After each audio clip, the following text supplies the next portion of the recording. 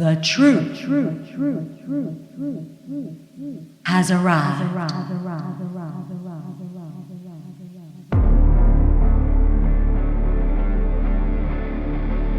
My name is Jonathan Gilliam, and this is The Experts.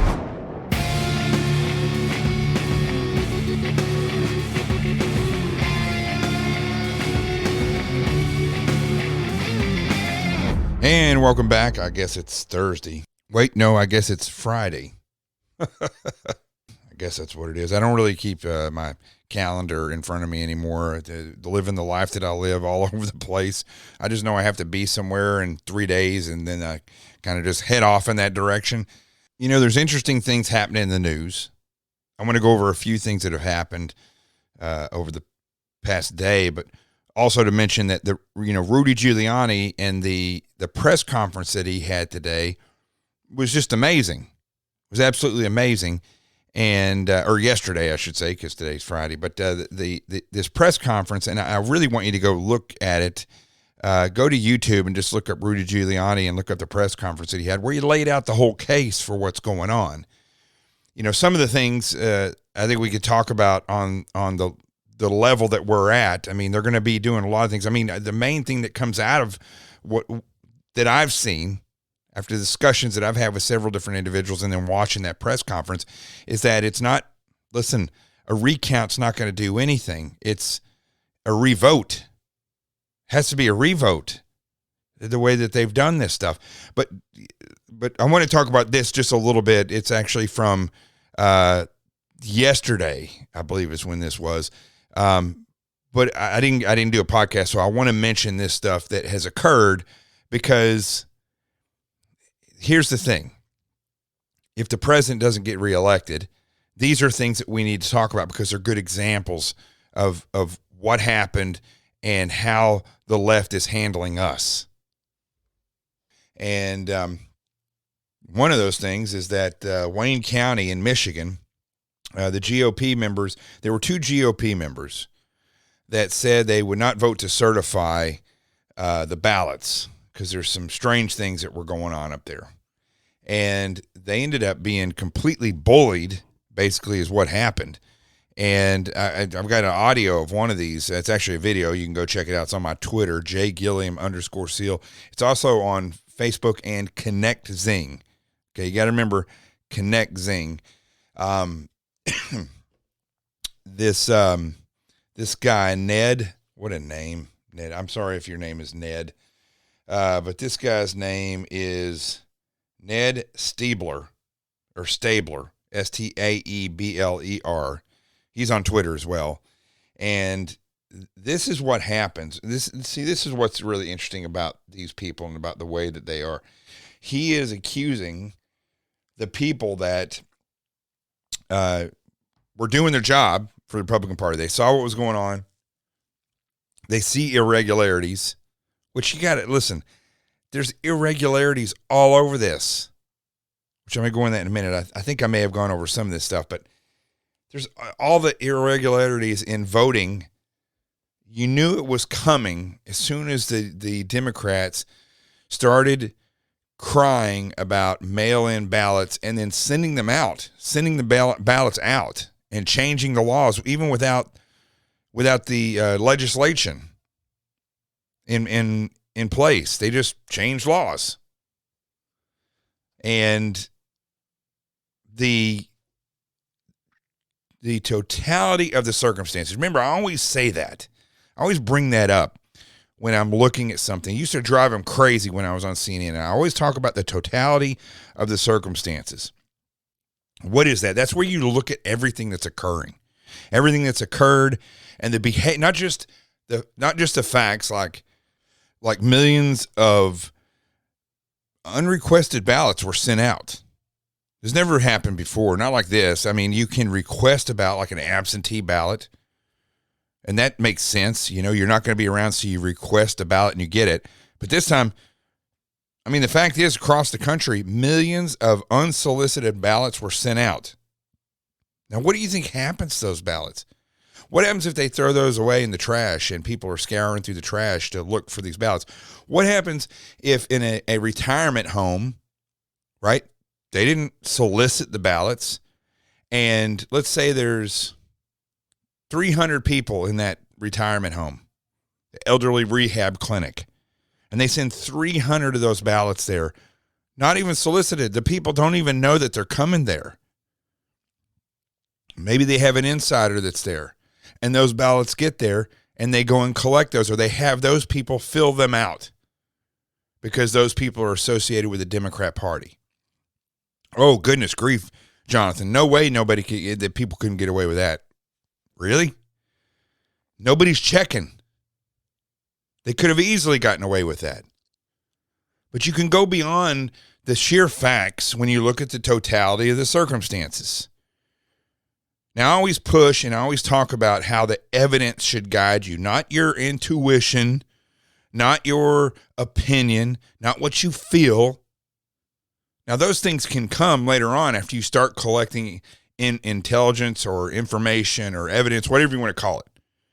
And after you've done your due diligence and actually done your preliminary investigation, look to see what evidence is there.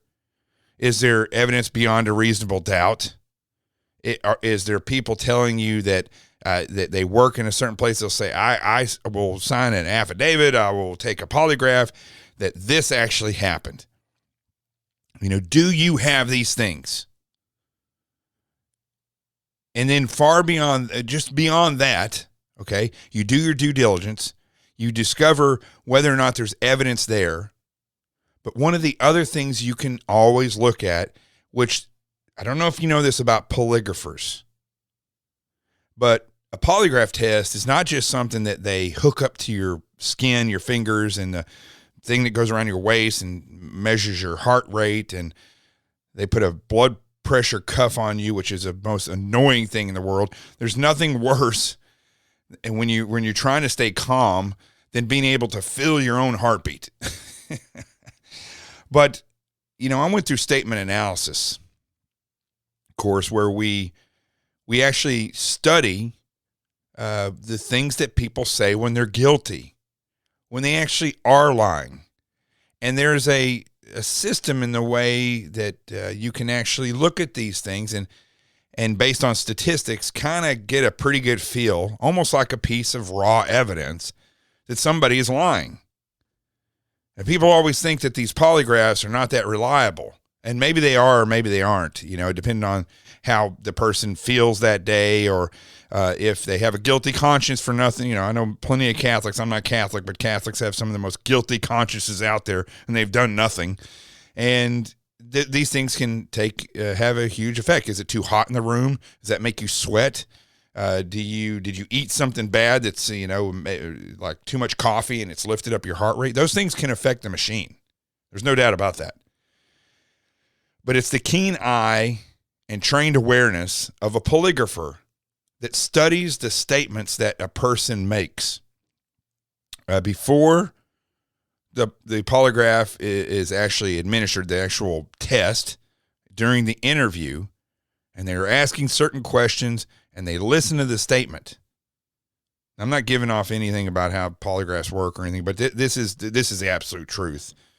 I think it's very evident for people who have any knowledge of how this stuff works that the polygrapher themselves, they're actually the real machine.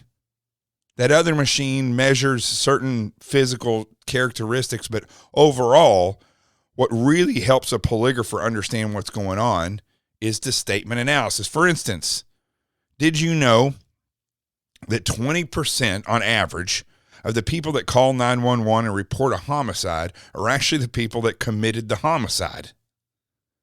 And they always say the same thing. They'll call in and let's say that you're calling in and you walk up on a homicide, or you come into your home and somebody's been murdered. It's going to be a very traumatic event. And when you call 911, you're going to be screaming. Most likely. And if they, how the 911 operators try to act calm, remain calm. I'm not remaining calm. You need to get over here. Something's happened. I don't know if anybody's in the house. Get over here. Well, right around 20% on average, remember, it could be more, it could be less. 20% on average of the people who call 911 are the ones who actually committed the homicide. And when they call, it's nothing like that. Their response is very calm, very muted. They tend to point out if there's blood or brain matter or anything else all over the place. For some strange reason, they point that out. I've even heard recordings where the operator says, can you hold on for 1 second? And they're like, yeah, sure, I can hold. No urgency whatsoever. There's also statement analysis when you saw Scott Peterson, I believe his name was, out in California. I think it was California, where he killed his wife, his pregnant wife. And the thing that really led law enforcement to start watching him the most was when he started talking about her in the past tense. Statement analysis. Behavior is an incredible piece of evidence and statements that people make. If you ever wanted to see the reality of fascism, of true fascism, look at the Democrat Party. It's not President Trump. It's not the conservatives or the constitutionalists. It's not the Christians. It's the left.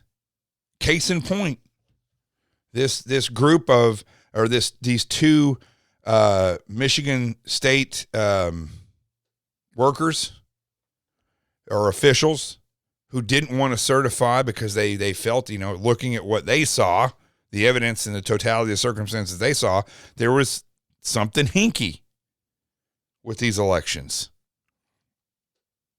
And so they did not certify. At first they were saying no. Then they got bullied. Then they started getting attacks from fascist personnel. Remember, the behavior is something you can look at and say, yes, it's evidentiary, especially if you have a record of how, like I said with the 911 calls, how these people typically act in certain circumstances. You can look at history. This is what's so funny about this. I mean, it really is comical. The left always calls Donald Trump a fascist. They call the Republicans fascist party. They call us racist. They say anybody's conservative Christian is a fascist or racist, yada, yada, yada. But you never hear a conservative talking like this. This is the Neb guy. So let me turn this up so you can hear this. And here he is, and you'll hear how he threatens these people. Typical fascist form. Here we go. We also know that the Secretary of State and the Attorney General have already tweeted out that your legal arguments are rubbish and you're going to lose when it comes to court. So we're not worried about that at all. I'm also not worried about any of your, things are bad so we can't certify arguments, because that's just ridiculous. You certified in August when they were worse. Less than 50% of the ballots are recountable. Now over 72% are. 58% of them are even balanced when it was less than 30% last time. So it's doubled. It's gotten way better because the Secretary of State actually jumped in and did her job, unlike you. But I know it's not going to change your opinion. Now, that is not good evidence, because when he's saying that 30% of the votes that they certified before in another election were recountable, and now he's saying it's 70%. So it's gotten much better, and it's gotten better because of, who did he say here? 58% of them are even balanced when it was less than 30% last time. So it's doubled. It's gotten way better because the Secretary of State actually jumped in and did her job. Because the Secretary of State in Michigan got involved and did her job. What he's not pointing out there is that, of course he's not going to point this out, that because of all these mail-in ballots, whoever was filling that out, we don't know who's filling that out. And if they had marching orders, you will fill it like this, this, and this, then those ballots are going to be much more uniformed. Remember, I was talking about the elderly clinics earlier. There's a whole plethora of places like that where they can do ballot harvesting. That's what that's called. And they could make those ballots much more acceptable, full well knowing that, I mean, how many of you out there know what disqualifies your ballot? Right? If it's a mail-in ballot. Most people don't even know. They fill that stuff out and they send it in, not realizing that their signature is not readable, or they didn't quite pin that one thing in. And if you have people who know that's how it should be, and they're harvesting the ballots, and maybe they don't even fill those ballots out there, they could take them home and do it. And they fill these out diligently for the person that they're fraudulently voting for, not the elderly people who the ballots were sent to unsolicited, but the people that took the ballots and then are filling them out for the Democrat Party. Yes, this could happen. And of course, the numbers are going to go up in the amount of ballots that are countable. You see, that's not what he's going to point out, but from an investigative standpoint, you know, his statement here is pure threat and pure fascist if you know how fascists act. But I know it's not going to change your opinion.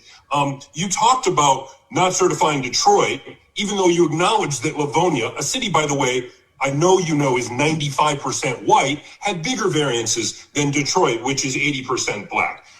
So he's going to turn this into a racial thing because that's what they do. This entire playbook that he is using is the fascist communist playbook. We can also throw socialism there because those of you who don't realize this, I say this a lot. Socialism is the doorway to communism. You're most likely you're not going to jump straight into communism. You have to boil the frog slowly. And socialism is the way to convince people to give over their freedom to the government, where people choose it. In communism, they're rolling out the tanks. And they're going to enforce it. But they believe that true communism is a commune. It's communal living. And that will occur through a synthesis, which is caused by chaos. So through the chaos, a synthesis will happen. And all of the rough people and all of those who cause the problems, not just on the right, but people even on the left, are wiped away. And what's left is a synergy among the people that can form and function, keep them going without a government. That's what they believe. Now you're going to hear, remember, in order these people believe to get to this synthesis, they have to go through chaos. And the door to that is socialism. Socialism or fascism. But typically it's socialism through history. And you now added your name. So I'm not going to try to change your mind. So here, even though he's talking about the voting, he's talking like he's pissed because how they voted. This is before when they weren't going to certify the ballots. And he's telling them, I'm not going to change your mind. I'm not going to change your mind. But here's what I am going to do. Typical fascist, communist, socialist type of tactic. I'm not going to try to change your vote because it's not going to work. I'm going to point all that out. But now what I'm going to do is I'm going to threaten you. I'm going to threaten you and scare you into doing what I want you to do. That's how they work. Let you know that the Trump stink, the stain of racism that you, William Hartman, and Monica Palmer have just covered yourself in is going to follow you throughout history. Your grandchildren are going to think of you like Bull Connor or George Wallace. And by the way, he looks as stupid as he sounds, okay? He looks like a fat little rich, I don't want to say the word I was about to say, but a fat little rich kid who graduated college and that's all he's ever done. That's what he looks like. He's wearing an orange shirt like a little fat little round pumpkin. Palmer and William Hartman will forever be known in southeastern Michigan as two racists who did something so unprecedented that they disenfranchised hundreds of thousands of black voters in the city of Detroit because they were ordered to. Probably, I know, Monica, you think Q told you to do it or some other crazy. Now he's trying to bring Q into this, that nonsense, but he's trying to bring that in, make it all sound like everybody that backs Trump is a Q person and crazy. Stuff like that. But just know when you try to sleep tonight that millions of people around the world now on Twitter know the name Monica Palmer and William Hartman as two people completely racist and without an understanding of what integrity means or a shred of human decency. The law isn't on your side, history won't be on your side, your conscience will not be on your side, and Lord knows, when you go to meet your maker, your soul is going to be very, very warm. Nice guy. And then he sits there and revels in what he just said. He feels great about himself. But nothing that he said there is true. They're not racist. They weren't intentionally trying to be racist. And the fact is, they see something that is not right. They point it out. They're doing their job. If they feel like it's not right, they point it out. And this fascist wants to jump down their throat and wants to bully them. And it actually worked. They actually voted to certify them. But then, probably because they realized how much Twitter went crazy on that guy. And these people realize, they don't have to do that. We have your back. They pulled back from it. And they say, no, we're not going to certify this. We want to redo our vote. And, they're talking about going the hard way. But they say that there are irregularities. I can't say it unless I say it like a robot. The reason I started out with this is because that soundbite in this story is a perfect example of where we're going. And where we're going fast. That just like typically like the way it's been going, if you don't say and do exactly what they want you to do and say, you will be threatened. You will be, they will attempt to cancel you, and you will be ostracized. He was talking about trying to ruin them for the rest of their life. There's a whole campaign out there going on where they're trying to collect the names of Trump supporters so they can use them later on so that you don't get a job or can't get certain things. It's very interesting. I'm a normal human being. Well, normal, somewhat. I have 5 fingers. There's a middle finger. There's 2 to the left and 2 to the right. And there's that one middle finger, that one that is, it's right next to the ring finger. Is that the ring finger? No, the ring finger's over here. The middle finger, I got one on each hand.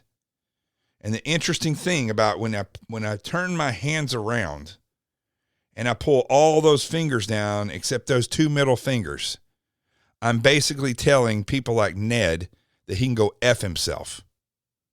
And that's basically what I'm doing right now. You just can't see it. I got those 2 middle fingers big sprung up in the air because I don't care whether or not they know what I've done. I've already been canceled from a speech because this was up in Buffalo at the University of Buffalo, I guess their medical center up there. I was going to speak in honor of a great man, Dr. Wally Grand, and it was canceled. It's sad because it was canceled. It wasn't canceled. I was canceled because I had put out a meme that said, wherever terrorism in the world exists, or wherever Islam exists in the world, so will terrorism.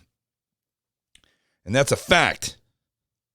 That is an absolute fact.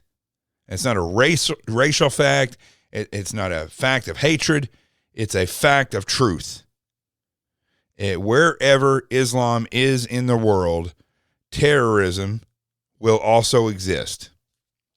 Because it's a tactic that's been used for them for thousands of years to fight unconventional warfare. That's what they do. It's the tactics they use. You go to a college and young men are starting to spread their wings a little bit, and they realize that going to, a party or joining a fraternity is going to be the way that they meet girls and maybe get a job later on. Fraternities,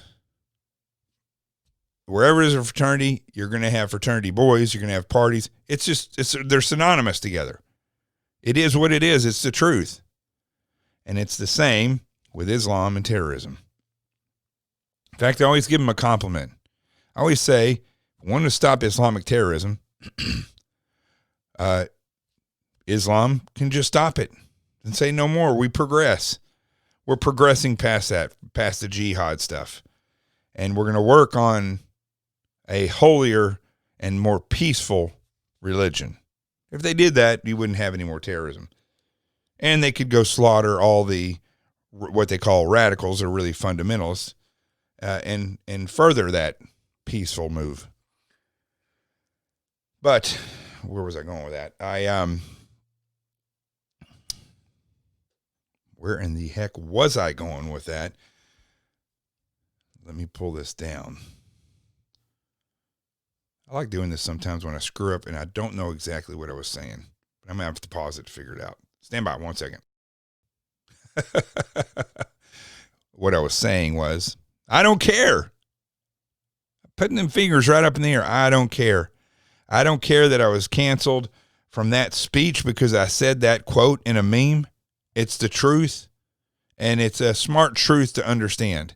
If you don't think wherever Islam exists in the world that there is not the potential for terrorism, you have got more things to worry about than I do, because you could potentially be killed by a terrorist incident, and I won't be. You know, it's the same thing with your overall opinion these days. I mean, let's say that you are a Trump backer. You know, for the past 4 years, you could be canceled for that. You're a teacher in school, or you say the wrong thing to somebody in your work, you could be canceled. You say the wrong thing on Facebook, and friends will cancel you. They'll just get rid of you. It's interesting. To be honest with you, I don't know about if you feel this, but I feel less tension from a lot of people that are on the left now that they think Joe Biden's going to get in office, and he may very well. We may lose the Senate still. It's going to be a revote. We may lose the Senate. And all of a sudden, those demons that influence all these people that have been snap, crackle, and popping all over the place, they seem to be somewhat relaxing. I mean, at least overtly and out there trying to do it, because they know, see, they think tactically. That's what canceling is all about. Canceling isn't just somebody's opinion against somebody else's opinion. You're conservative, you're Christian, you're going to get canceled because that. It's a tactic. It's a tactic to shut you up. Remember that. And it's the same thing with all these things that are occurring. Right? That's why you're not seeing the riots and things right now. They don't have to. They got what they were looking for. Now, trust me, if the president somehow pulls this out, and I do believe that there's still a possibility. I mean, quite frankly, God will have this president get out of anything that he wants. I mean, he's shown that over and over again. But if he gets out of this fraud and somehow outthinks these leftist, evil, fraudulent doers, then there's going to be riots like we have never seen in this nation. I can guarantee you that. Those demon-influenced individuals, they are waiting for a full court press. They're just waiting.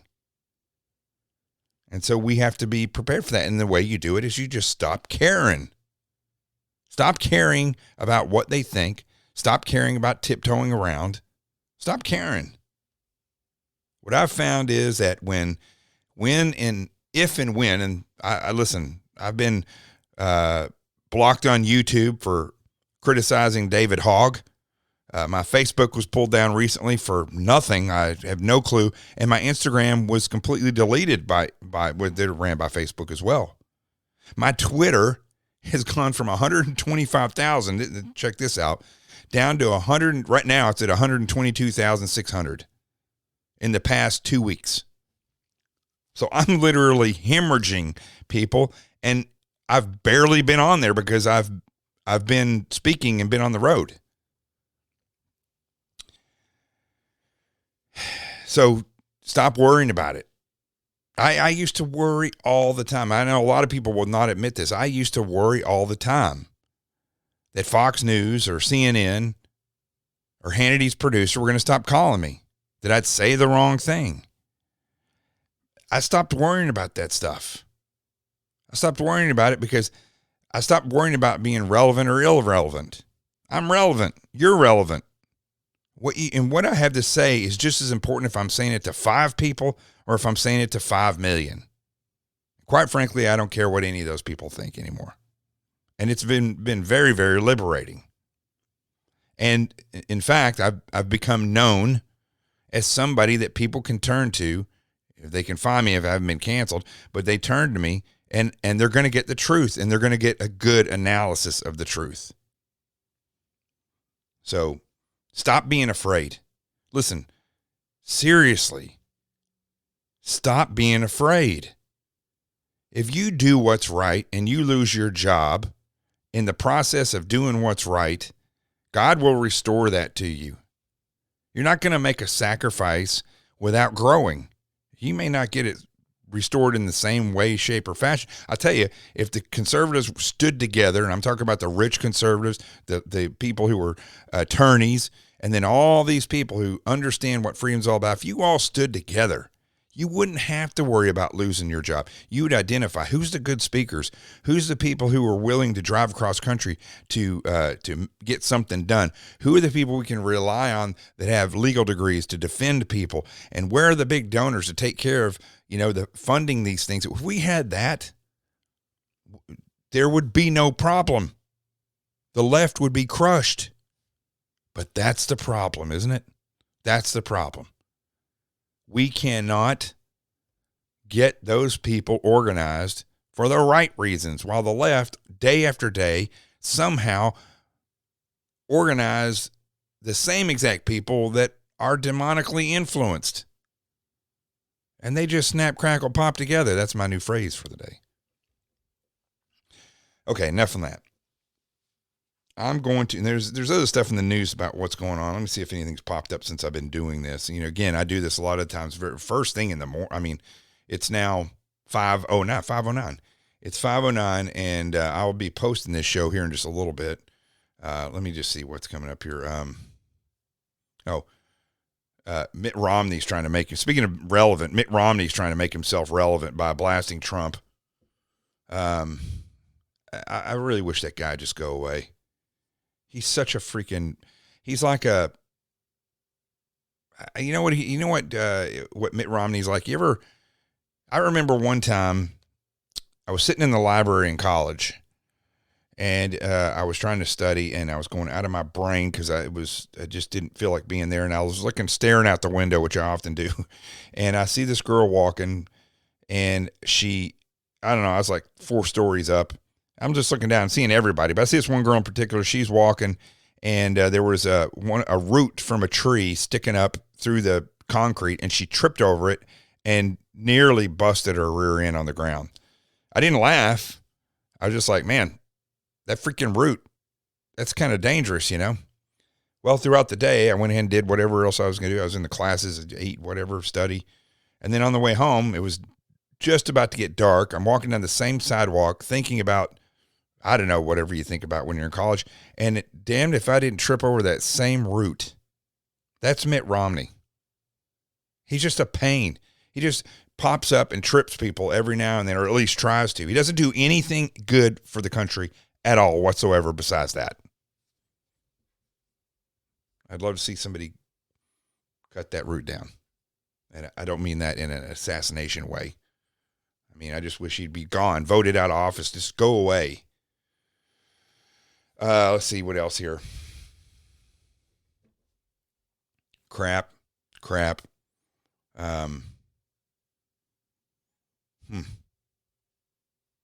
Major League Baseball player, former top round draft pick, gets life sentence for grisly triple murder. Here's a good one.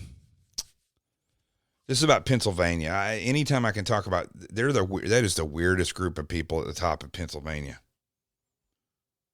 They have your governor in Pennsylvania has about as much charisma as a mannequin with a board up its ass. That's about how much charisma he has. By the way, it is almost impossible to watch or to read the news online now because of pop-up ads. Just going to say that. But you've got this governor who he looks like somebody's puppeteering him. Like literally, that's the way he moves with that kind of gesture. And what is this health czar? That's a Pennsylvania Secretary of Health, Dr. Rachel Levine. I think it used to be Richard probably. They have a transgender doctor that's the Secretary of Health. Now, listen, people can live however they want. It doesn't bother me. Whatever. Somebody wants I seriously, we've gotten to a point in this world where I just don't care how you want to live. However, I have a degree in psychology. And when I was going through college, people who were transgender, most of those people were considered people who had mental issues, very severe mental issues, like a large majority, or I wouldn't say a vast majority, but less than 50%, but more than 30% kill themselves. It's a tremendously high average of transgender individuals that kill themselves, and most of them are post-surgery. And in Pennsylvania, that's your top doc. Pennsylvania's a weird place. I know majority of people I know in Pennsylvania are conservative. And the majority of liberal people that I know in Pennsylvania are damn near activists for the left.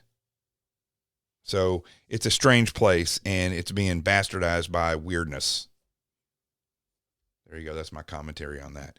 Now, with that being said, what I'm going to do for the remainder of the show is I'm going to, oh, and by the way, if I haven't said this enough, Andrew Cuomo is a murdering idiot and megalomaniac, should go away. And George Soros, for some reason, is popping up now, trying to make it sound like he's been wronged and he's not a bad guy. I've seen that. This is the third day in a row I've seen that. Okay, with that being said, I gave a speech. Maybe I should air this on a different show, but I gave a speech at the Navy SEAL Museum. I've talked about that several times on last week and this week, and it's been posted now. So I'm gonna play that speech at the right now for the remainder of this show, so you can hear it, and it adds to this show, I think, a little bit, and then if you share it with people, you can also find it on my social media. It's posted on all my social media if you follow me, and you'll see it there. But have a great weekend. I'm going to play the speech for the remainder of the show, and have a great weekend. Make the most of your weekend. I'm shocked. I'm looking and it's Friday. I didn't know it's Friday. I really did not know it was Friday. So let's start the speech. This is again from the Navy SEAL Museum, Muster 35. They have a muster every year, and they have demonstrations. If you get a chance to go down there next year, it was November 7th this year. I don't know when it's going to be next year. It is a great time. Go see it. The museum is amazing. Explains everything about being a SEAL. And one thing about the museum is they actually have where you can donate to them, and they have different charitable funds as well. And so it's very interesting and a great demonstration when they have the muster. You get to meet a lot of SEALs. They had Tommy Norris and Mike Thornton Medal of Honor recipients that were there. It's a great time. It really is a great time. So with no further ado, here's my speech from the muster.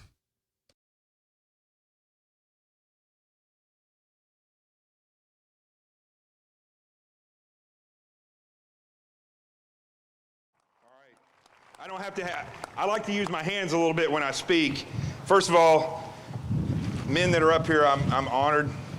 I haven't seen these two guys since I was in the FBI and with Dr. Wally Grand, and got to get them together. I'm going to tell that story in a minute, but it's just I can't tell you how intimidating it is to be on this stage. Yes, I was in the SEAL team in the FBI, but this is intimidating right here, let me tell you. But I'm intimidated because of what they've done and the men that they are. And I wrote this book, and I want to just read a little part from the dedication in the book. If I can get it open. I prayed to God last night. I got on my knees. I said, Lord, please don't let it be so humid that I pass out. And he answered like God always does for a frogman. He answered, but he gave us tremendous wind. So he always gives you, it's one or the other usually. So, but what I said was in the dedication of the book, to all those who mentored me, John Crouch, that's my drill instructor from Officer Candidate School, who's out here. Where are you at, John? He's out. All he's got to do is yell. There he is. Okay, so John Crouch, Wally Grand, Jim Grindstaff, Ron Bellin, Sean Hannity, Linda McLaughlin, Rick Unger, David Webb, just to name a few. So you may recognize some of those names. Those who told me to shut up and listen, then ask my opinion once I gained the knowledge, understanding, and experience I needed. Thank you for your patience and your guidance. You know, that's what I wanted to talk to everybody about today, is that We often, in this day and age, because of social media and because we can be seen, we think that we should be seen. We think because we can be heard, that we should be heard. But unfortunately, like what's happening in the world today right now, I know there's a bunch of rallies around the country today. Stop the Steal is what it's called. It's not going to do anything. These people are going to show up and they're going to feel good about themselves, and then they're going to go back home and they're going to sit on their couch and they're going to tweet about it. And it doesn't do anything. Like I said with the men that are up here, these are men of action, 34 years of service to this country. And I don't think that many of the people realize that you're on the front line today. It's very interesting that we're talking about Vietnam. You, the Americans, whether you've been in the military or not, you were on the front line against the same ideology that Tommy Norris and Mike Thornton and the rest of the Vietnam vets are here were battling against then. This is communism. We are emblazoned with communism right now. And I'm sure that when you all were fighting communists, you would have never thought that that ideology would be sitting and holding positions in Congress, in the Senate, judges, governors, definitely governors. Just go see Cuomo up in New York. And, yeah. And local politicians, sheriffs. These are people that sometimes I don't even know. I mentioned Rick Unger in this book. I love the guy to death, but I had to cut him off yesterday. I said, brother, you're a communist and you don't even know it. It's Rick and I, he's liberal, I'm conservative. We used to get into these battles all the time. But you know what? This isn't a political speech. This is a speech about you. It's not a speech, it's a lesson plan. It's a lesson plan about you, about who you are and who we are as a team. Look, there's one thing I know, and these gentlemen know. It's that when you work as a team, you do things better. But when you individually show up and are the best that you can be, and then you function as a team, your team is unstoppable. And I can guarantee you, I can take any SEAL here, and they could take out whatever part of this group that they wanted. But if you all stood together, the chances are they wouldn't get to their target. If you made yourself aware, you got up and realized what was happening, and you focused on yourself being the best you can be, and as a team being the best that you can be, you wouldn't have to worry about anyone getting hurt. You wouldn't have to worry about the creep of communism. You wouldn't have to worry about whether or not things you're told about COVID are true or not. I had COVID, by the way, in April. I know someone who died from it. It's a real virus, but the way it's being handled is an exact example of what happens when you turn your freedom over to people who should never be in the positions that they're in.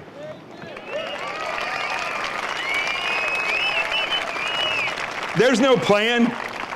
There's no plan. I don't care who's in office right now. There's no plan. The individual that I know died. He was 76 years old. He was put into an elderly clinic because he had to have rehab on his neck, and then they secretly infiltrated over 30 people with COVID, killing over 40 in that home. It doesn't make any sense. You know, you could ask any team guy, you could get 3 team guys together, and you could say, how do we protect the elderly? Well, we put them in we make sure that they're isolated in the homes. We make sure that they have a clean room so they can still visit with their families. We make sure that the people that work there cycle in and out and that they stay clean. And we focus on them. You didn't hear that. Why? Because this nation has gone down a path of what is historically a tragedy with free nations. You're oppressed, you rise up, you get your freedom, and then you get comfortable. And once you get comfortable or complacent, that's where the problem starts. Because it's not that the enemy comes in, it's that you just give everything you have over the enemy. Take care of me, give me something. And the enemy teaches you to be helpless. They teach you helplessness. And because of social media, they can say it to quadruple the number of people, thousands of times the number of people that they could have said 5 years ago, or 10 years ago, or 40 or 50 years ago. Now, about myself and why I feel like I do. I grew up in the rolling hills of Arkansas, in the Ozarks, where Jed Clampett was shooting at some coon, and up from the ground come a bubbling crew. I literally grew up right there with nothing, was extremely poor. I had 3 sisters. I got beat up by girls the majority of my young life. Then I go to the FBI Academy, and I have to fight girls there because we box every day. I don't know what is wrong with women, but they don't know how to go 50%. They say, okay, you're going to fight 50%. They're going to go 100% every time. I never let my goal down. And then once they got popped, then they realized 50%. But one girl I love handed to death, I never wanted to fight her. And she had never fought before. But she literally looked like one of these working dogs every time she got ready to go. Her eyes would just go blank, and you knew that she was going to kill somebody or start eating them. I don't know. So I grew up there in Arkansas. I wasn't the brightest kid out there. I grew up with a father who, he had an IQ of over 160, but he had some mental issues. He was spoiled and by one parent and told he could never be anything by the other. So by the age of 9, he was gone. He still stayed in our life somewhat, went on and had 2 more daughters down here in Florida, actually, and then died at the age of 41. So here I was at 9 years old with no father and a single mom who was working 3 jobs to keep us fed, always kept us fed, always kept us motivated. We always had fun. And this is the part of being a frogman that my mom actually taught me. It was no matter how bad it got, you can always laugh. You can always have fun. And as a frogman, we sit in the cold water. It gets pretty bad sometimes, and that's when we're the funniest. I'm telling you, some frogmen, most of them are good looking, right? But a lot of them are extremely funny. Some of these guys are like, they could be stand-up comics. It's unbelievable. So I learned that early on. And I learned a love of country and a love of God. At 13 years old, when my father died, I was with him down here in Sarasota. And I remember when he passed away, just about 3 months before that, because I used to, as a little kid, I used to ask him if he knew Jesus, and because I had a good foundation in the Lord. And he would always make jokes about it. And then when he got cancer, when he was 39, it wasn't so funny anymore. And so when I finally got to see him about 2 months before he died, and I'd spent some time with him before that, he had had a complete turnaround. And sometimes that's what it takes. He saw reality at that point. And he wanted, his dying wish was to get us kids down there so he could teach us that we have to have a purpose. We have to have a reason in life.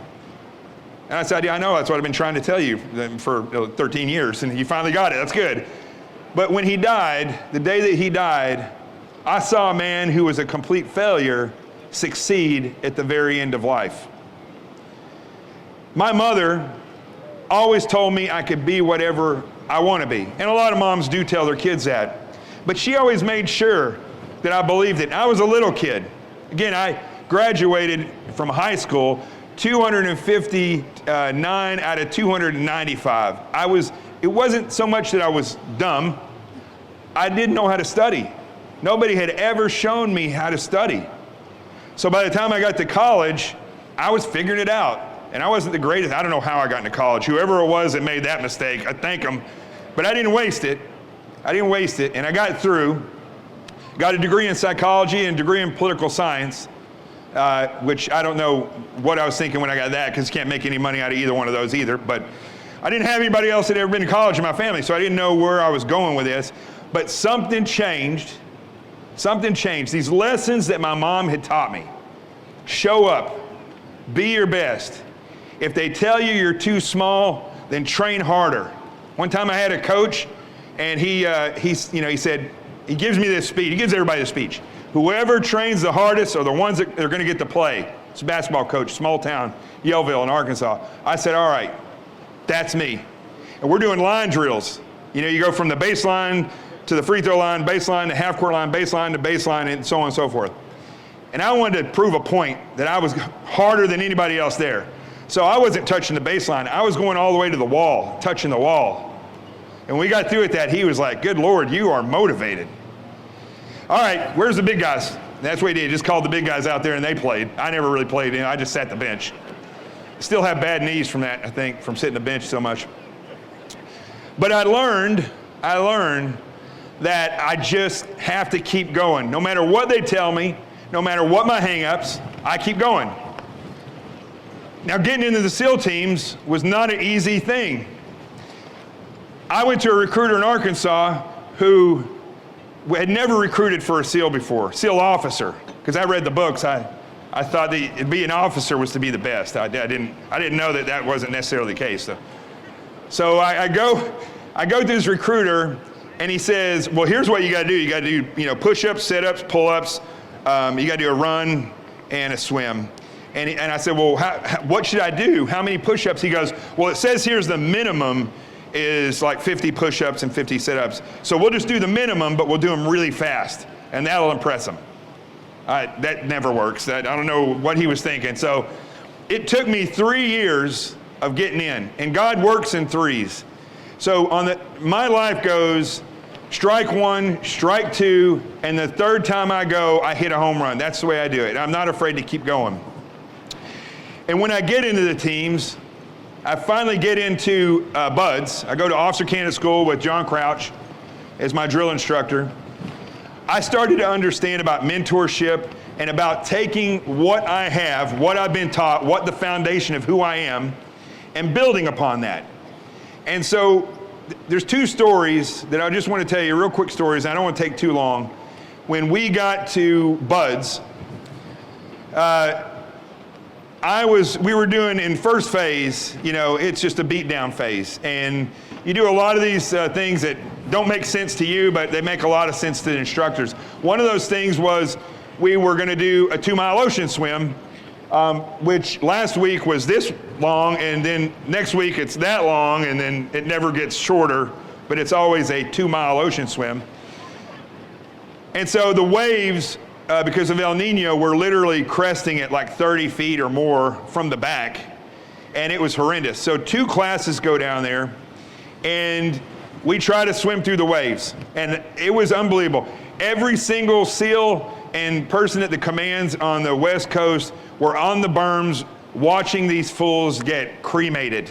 And it was like being a celebrity, but it was a celebrity beatdown. That's what it was, because they were all watching us. So we go through these waves, and out of, I don't know, at that point there were still over 100 people. We hadn't been through Hell Week yet, so we still had over 100 people in my class. Only 7 people made it through. Now, if you do the math, that means somebody lost a swim buddy there. And so when we all lost our swim buddies, it just happened that 7 of us got through. And so we get there, and Chief Fonet says, you all are exactly what we want in the teams. You're go-getters, you didn't quit. He's like looking at us down from the Boston Whaler. And we're like, okay, what are we gonna do? Are we gonna do the swim? He says, no. You're gonna swim back through those waves, and they're gonna do the swim in the bay. And I don't know about you all, but swimming out through waves is a lot easier than swimming back through waves, because you're gonna get your rear end handed to you. So, but he's like, I believe in you.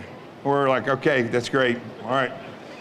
So we turn around, but we didn't know that he was reporting 7 candidates were out there, and so they were already waiting on the beach to beat us because we lost our swim buddies, even though he just told us that we were the best of the best. And that's the way BUDS works, that's the way it works. So we go back in, and we all got separated again. One of my fins got ripped off, my mask got ripped off, because the waves were so big, I almost tore my calf. I got shoved all the way down. Imagine, now the waves are almost this high where I'm at right now. I got shoved into the bottom of the ocean so hard that I felt like Mike Thornton was like just jumping on top of me and pressing me in the ground. So I'm like pressed into the ground. I swim as hard as I can. I got one bad leg, no fin, and I get up there, I take a breath, and I look, and there's another wave this high, crashes on top of me, shoves me right back down into the water. And I'm fighting for my life. I come back up, I barely got another breath, boom. I knew my breath was gone at that point. And when I came up, I tried to yell help, but I had no air. So it was a help, help, that's all it was. There's no way they could hear me. I get pushed under and something came to me that said, just relax, stop fighting. Stop fighting the wave. So that's what I did.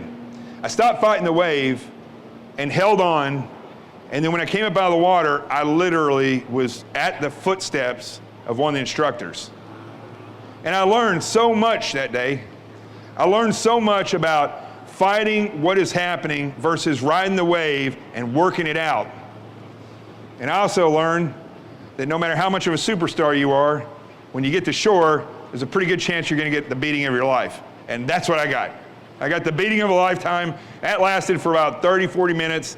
It turns out that the 7 guys that made it through the waves, we ended up getting beat for 30 minutes, and then we had to do the swim with everybody else in the bay, so it kind of was worthless for us. But it was an important lesson. Now, one other story I want to tell you real quick about buds is that the instructors, they sometimes lie to you. But they're not lying to you because they're bad guys. They're lying to you because there's a game that they're playing. And you are an individual that is there to prove that you can be trained, trusted, and that you won't quit. You get a finite set of skills, but that's really about it. Those 3 things: can you be trained, can you be trusted, and will you not quit? So we're out there and we're doing another bay swim because we had so many big waves that they did a lot of these bay swims. And the instructor comes up and tells us, this is actually Monday night of Hell Week. He says, the EOD dolphins have gotten loose, all right? So if they come up to you, don't mess with them. They may bump you or whatever. And these dolphins, they're kind of like these working dogs, They're not like cuddly, friendly dolphin. So we were all like, yeah, right. They're lying to us just to get us freaked out, So we get in the bay, we're swimming. My swim buddy's there. We're doing side stroke like we do. I go down, and this is maybe halfway through the swim. I go down, and there's this creature as big as a couch. And it looks right at me in the eye, proceeds to flip upside down and pick me up on its belly, out of the water, and starts playing with me like I'm a ball. Now, I don't know exactly what was happening. I felt really violated, to be honest with you. I don't know what this dolphin was doing. I've been told things about dolphins afterwards, but so this dolphin, this goes on for about 2-3 minutes, and my swim buddy's eyes were as big as one of those chairs right there. And I was like, he said, just keep swimming. So I'm like, literally, when you take a dog and you put him right at the edge of water, how they do this right here, that was me. And I'm doing this while I'm laying on a dolphin that's swimming upside down. I mean, who would have thought this was going to be part of Buds? But this was a day. So we finished the swim. I'm just about to get out of the water, and that dolphin hit me again. And I was like, the whole swim, I'm like this anyway. I don't want to, after it left. So we get out of the water as quickly as possible. And as I'm going up to tell the instructor about this, I witnessed another guy who was in John Crouch's OCS class with me. Big, huge guy. We always thought, he's just some of these guys, rarely do they come to Buds that they're really huge. This guy was big.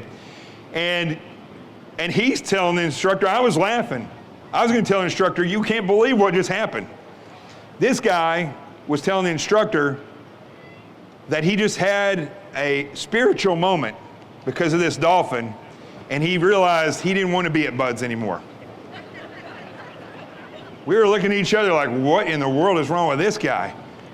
We just had the moment of our life. This guy decides he wants to quit because of the dolphin. And in a second, I looked at my swim buddy and I was like, you know what? That's the key to this. That's the key to getting through. Showing up to life, showing up to Buds and saying, I'm not going to quit is the same thing. Because we showed up there, in our mind, we would never quit. And when you do that, you look at things completely different. I thoroughly enjoyed that experience. Not from a weird way, but from a way of, this was the most incredible story. I knew from that point forward I'd be telling this story. But if you show up in life like that, you're going to see who you are. You're going to laugh your way through hard times. You're going to be able to persist. This guy, he didn't show up like that. He was looking for a reason to quit from the start. So I want to say one other thing about Tommy and Mike. So I was in the FBI, and I get a call one day actually it wasn't me, I was just walking through the operations center, and somebody says, hey, I've got this weird phone call. This guy says that he knows a neurosurgeon that operated on an FBI agent that was a SEAL, and I'm like, what? And so she tells me, I'm like, you talk about Tommy Norris, he's a legend. And she says, well, here, you talk to him.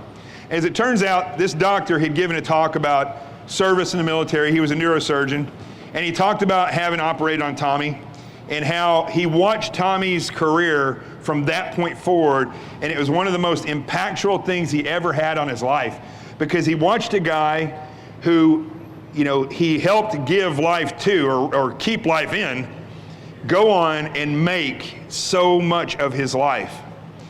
And then the more, I know about Mike Thornton and the story, and if you don't know that story, you should read this story. It's unbelievable. So I reunited Dr. Gran and Mike Thornton and Tommy Norris. The FBI let me take a truck and take them around. One side note story, I'm just like this in front of Mike and Tommy, and Tommy says, hey, do you want to see my medal? I was like, yeah. He goes, I don't know where it is. Oh, wait, hold on a second. And here it is, it's right here. You want to see it? You want to hold it? I'm like, it was like holding a nuclear, yellow cake. I was like, I didn't know to enjoy it or not. So I handed it back to him ever so gently. He's like, okay. Sticks it back in and walks off. Unbelievable experience. But I got to know Wally Gran tremendously after that, because he lived in New York and became a mentor of mine. And one thing that he definitely taught me, which John Crouch taught me, which the actions of Tommy Norris and Mike Thornton. Mike Thornton, the day when he rescued Tommy Norris, Mike Thornton showed up to work. Mike Thornton showed up to do his job, and he showed up as somebody who was a success and not a quitter. And so when you read about individuals like this, and you read about Tommy's exploitations over there in Vietnam and how he was able to do the things that he did, Tommy Norris showed up. He showed up to work, and he showed up to be a success, be a winner. And so Dr. Gran helped put all this into perspective, because he said, we have neurosurgeons that come through, or they're training to be a neurosurgeon, and they show up and they expect me to teach them. They don't show up to learn. And I can't show up and teach them if they don't show up to learn. So where is all this going? You're hoping, please tell us, where is this going? Here's the reality of where we're at right now in this country. I look at every single one of you that take the time to come out here and be here in honor of the Vietnam veterans and the SEALs and this incredible museum. And I see people who are willing to get up off their couch. This is what we have to do in this nation. We have to get up. We have to realize that it's our duty to show up. It's our duty to start taking charge, because the founding fathers did not intend for people that we didn't elect, for people that are not qualified, for people who show up for individual narcissistic reasons. They did not design the Constitution for them. They designed it for you.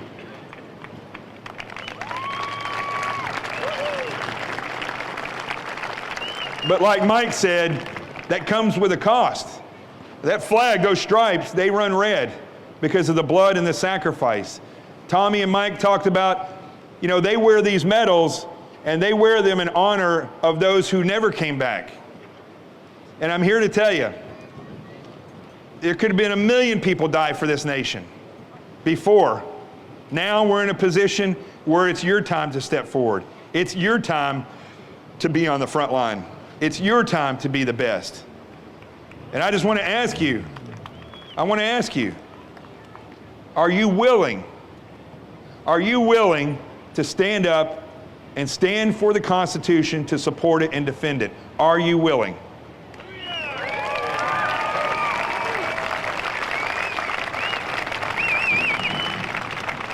Because it's calling you right now. I'm Jonathan Gilliam. God bless every single one of you.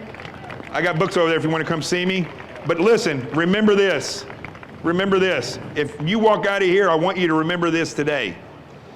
If you go home and you do nothing, what is occurring will continue to occur. God bless every single one of you.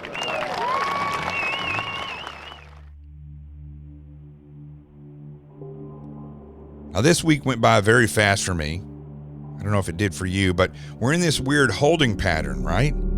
Between the election process, I mean, we're still trying to figure out what happened, who won. The left is prematurely celebrating, but there's still a chance that the president can pull it off and that fraud will be exposed. But listen, it's time to breathe. We have to breathe. And you have to prepare yourself for the reality of what may come. Look, there's no doubt about it, and you should realize this. If this nation falls towards socialism, so too does the rest of the world. That's the truth. I'm Jonathan Gilliam. This is The Experts. The truth has arrived. Have a great weekend. Peace, everybody.